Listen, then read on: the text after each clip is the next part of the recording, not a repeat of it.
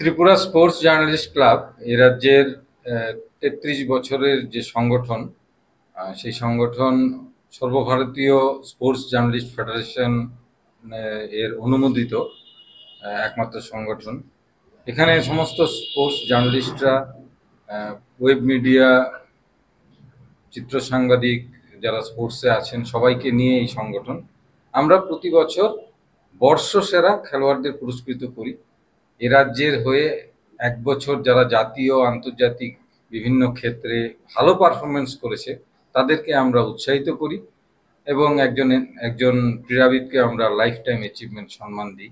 এই বছর আমরা ৮ জন খেলোয়াড়কে সংবর্ধনা দেব।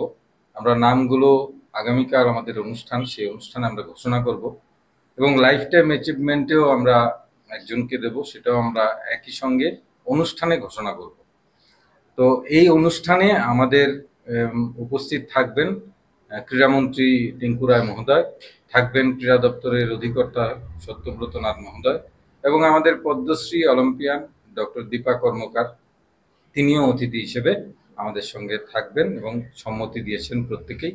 অনুষ্ঠান হবে রাজধানীর মেলার মাঠের সোনারগাঁও যে হোটেল আছে সেই হোটেলের পান্ডা রেস্তোরাঁতে এবং এই অনুষ্ঠানে আমরা ৮ জনকে সংবর্ধনা দেব এবং একজনকে লাইফ টাইম অ্যাচিভমেন্ট আমরা সম্বর্ধিত করব।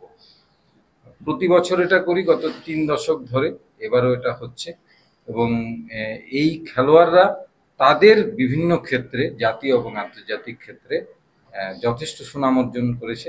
এই জন্যই তাদের উৎসাহিত করেছি যাতে আগামী দিনে আরও খেলোয়াড় বেরিয়ে আসে এবং তারা ওই ধরনের পারফরমেন্স করে।